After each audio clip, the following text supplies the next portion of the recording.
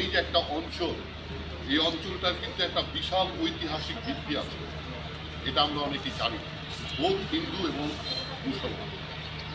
সেটা সেই মোগল সম্রাটের আগের চেয়েও কিন্তু এই যে সুবর্ণগ্রাম সোনারগাঁ, এখানে অনেক রথী মহারথী পীর মশায়েক এবং লোকনাথ বাবা এরকম মানে জিনিসটা সাধনা করে।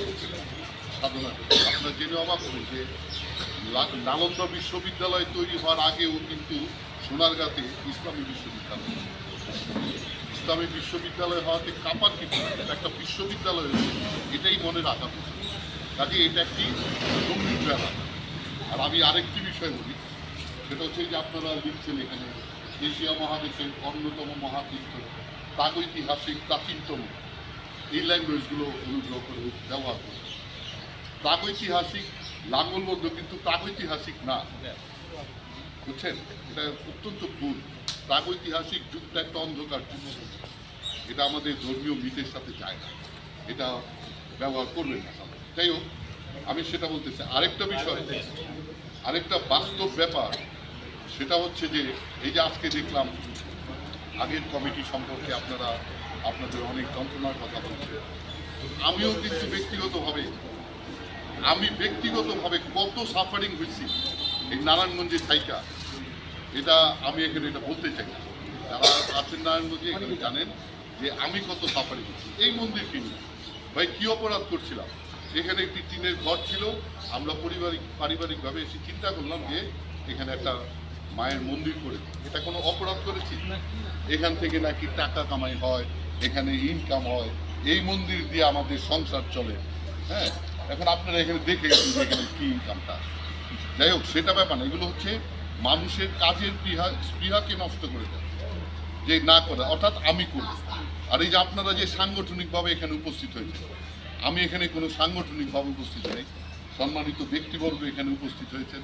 যেহেতু আমি এই মন্দিরটি দেখভাল করি আমরা পারিবারিকভাবে, আমি আমার দায়িত্ব মনে করেছি যে এখানে উপস্থিত থেকে আপনাদের সাথে একসাথে বসা। হ্যাঁ, এই দায়িত্ববোধ থেকে আমি আসলে উপস্থিত হয়েছি। আমি একটি জিনিস, আমিও সংগঠন করি, আমার দীর্ঘদিনের সাংগঠনিক অভিজ্ঞতা থেকে বলি, কর্মী দিয়ে আর টাকা ছিটে কেউ কোনোদিন নেতা হতে পারে। নেতা হয় কাজের মাধ্যমে। এই যে আপনারা বললেন একে সরাই দিতে হবে, ওকে দিতে হবে, সে আপনার সরাই দিতে হবে না, অটোমেটিক সে সরে যাবে। তার মধ্যে তো হাজারটা স্ক্যান্ডেল তার নামে আছে, অর্থ চুরির মতো জিনিস আছে, আর কি লাগে, তাই না? সুতরাং সেই কৃতজ্ঞ আপনাকে কাজটা করতে হবে। এই যে লাঙ্গলবন্ধে আমি কমিটি করি, স্নান উদযাপন কমিটি করি, ফ্রন্ট করি, কাউরের কিছু এই পুণ্যার্থ তিথিরা আপনার আমার কেউ খবর নেয়? কেউ খবর নেবে না। কিন্তু আপনার দায়িত্ব, যেহেতু আপনি সংগঠন করেন, এই লোকটিকে সেবা দেওয়া। সে যখন লাইন মতো আসে, আপনারা অনেকগুলো ভলান্টিয়ার তৈরি করে ঘাটগুলোতে দায়িত্ব পালন করেন, দেখবেন মানুষের কাজ করেন, মানুষ আপনার পেছনে চলে আসে। এই কিন্তু কেউ আর এখানে আমরা কমিটি যারা করে সেই কলঙ্কিত ব্যাপারগুলো আমরা সব বুঝে ফেলছি, তাই না? নিজেদেরকে এখানে মঞ্চে এসে বক্তৃতা দেবে, চাল ডাল কিছু স্যাংশন হয়েছে, এগুলো সংকটটা তো অনেক যুদ্ধ করতে আছে, এই ব্যাপারটা নিয়ে আমি ব্যক্তিগতভাবে জানি। এগুলোকে নিজেরা আত্মসাৎ করা, এটা তো কোনো কমিটির কাজ না, এটা তো মানুষের সেবা করার কোনো মানসিকতা। কাজেই এই জিনিসটাকে মনে রেখে আপনারা কাজ করবেন। আমাদের সামনে কেউ টিকবে না যদি আমরা এই কাজটা করি।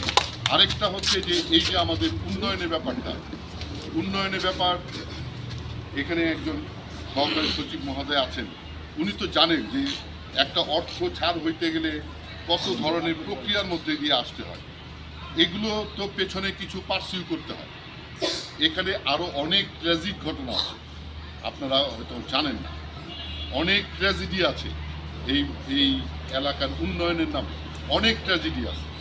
যেই ট্র্যাজেডিগুলো আমরা যখন বলতে গেছি, বিশেষ করে আমি বলতে গেছি, তখন আমার নামে অনেক কিছু আছে, আমার কথা করছে বা আমাকে কথা বলতে দেয়নি। আপনি জানেন আমি এই লাঙ্গলবন্ধের স্নানটা পরিচালনা করি, আজ পর্যন্ত অন্তত 15-20 বছর যাবৎ কোনো জেলা প্রশাসকের এই মিটিংয়ে আমাকে একটা চিঠি দেয়, একটা চিঠি আজ পর্যন্ত দেয়। আমার কিচ্ছু আসে যায় না। আমার জেলা প্রশাসকের ওখানে গিয়া আমার স্যার কানতে হবে, আমাকে কানতে হবে, দয়া করতে হবে, আপনি এই করে দেন সেই করে দেন, আমি ওই সমস্ত বদার করি। আমার কথা হচ্ছে আমার মেরুদণ্ডকে সোজা রেখে কাজ করতে হবে। আমার যতটুকু শক্তি আছে, আমার সামর্থ্য আছে, আমি আমার কাজ করে যাবো। এখানে করতেছি না, অনেক প্রতিকূল পরিবেশ পার করেই তো এখানে আমরা মন্দিরের এই জিনিসটা রক্ষণাবেক্ষণ করি। কাজেই নিজের মেরুদণ্ডটাকে সোজা করতে হবে এবং কতগুলো শৃঙ্খলাকে মানতে হবে। এই যে আমরা একটা শ্মশানে আছে, এই যে কতদিন আগে এরা ছিল, যে শ্মশানে কতগুলো ব্যাপার নিয়ে একটা কীর্তন। আচ্ছা আপনারা বলেন তো, শ্মশানে কি একটা কীর্তন করতেই হবে? এমন কোনো ব্যাপার আছে? আমার কাছে যে বললো যে আপনি কেন সমর্থন দেবেন না, আপনার বাবা মা এখানে আছে, আমি তারে পরিষ্কার বলছি আমার বাবা মা এই আপনার 3 দিনের কীর্তন শুনে স্বর্গে যাব, এটা আমি বিশ্বাস করি। আমার কথা হচ্ছে যে এখানে নারায়ণগঞ্জের শ্মশানের মন্দির, শ্মশান, গোরস্থান, মেনন একটা পরিবেশ আছে, সেখানে কোনোদিনই কীর্তন হয় না। আপনি হুট করে একটা করবেন, একটা মানুষের হারমোনিকে নষ্ট করবেন, এটা তো হয় না, এটা আপনি কোনোদিন করতে পারেন না। কেন আমরা এটা আবার তার আছে যে সিটি কর্পোরেশনের একটা নিষেধাজ্ঞা আছে। আচ্ছা ভাই, একটা প্রতিষ্ঠানকে আমি কেন অনার করবো না? এটা কি আমার সব চলে গেল? আমি যে 3 দিন 5 দিন কীর্তন হয়েছে, কি হয়েছে? হিন্দু সমাজ সব স্বর্গে চলে গেছে? এই বোধ, অর্থাৎ আর পেছনে কি আছে জানি না, একটা হচ্ছে যে আমার এটা করতেই হবে। আরে ভাই, যেখানে করতে হবে সেখানে তো আপনাদের কেউ খুঁজে পাওয়া যায় না, কাউকে খুঁজে পাওয়া যায় না। যেখানে মুখোমুখি লড়াই করতে হয়, পুলিশ দাঙ্গা এখানে করতে হয়, তাকে খুঁজে পাওয়া যাবে না ওইখানে। কিন্তু আমি বলতে চাচ্ছি এই কথাটা যে আমরা শৃঙ্খলার বাইরে যেন না যাই। আমাদের তো একটা গভর্নমেন্ট আছে, সেটা আওয়ামী লীগ হোক, বিএনপি হোক, এটা যেটাকে আমি যৌক্তিক মনে করবো তার প্রতি তো আমার শ্রদ্ধাশীল থাকতে হবে। এটা আসলে সিস্টেমেটিক আগানো উচিত, আমি এটা ব্যক্তিগতভাবে মনে করি। এবং আমার মনে হয় কমিটি হোক, চেঞ্জ হোক, অবশ্যই হওয়া উচিত।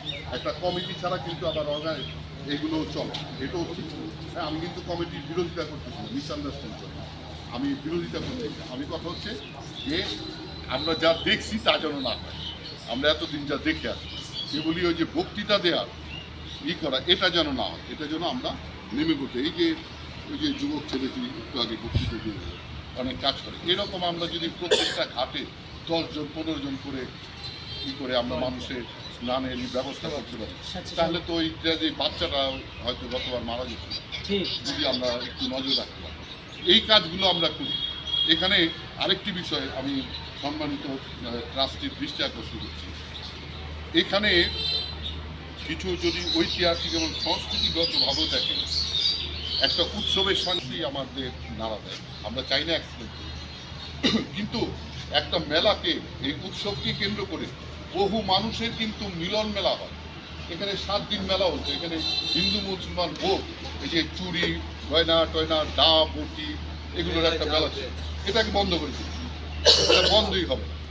আর কতগুলো আনসাইন্টিফিক ব্যাপার, ওই এখানে বিভিন্ন জায়গা থেকে যারা লঞ্চে আসে, এখানে লাঙ্গলবন্ত মূল জায়গা তো এটাই। এখন মনে করেন যে নদী দিয়ে কেউ আসে, তাদেরকে ওই সাপ দিতে আটকে দেওয়া হলো নিরাপত্তার কারণে। অবাক ব্যাপার। আরে ওই লোকটি সাপ দিক থেকে এখানে আসবে কি?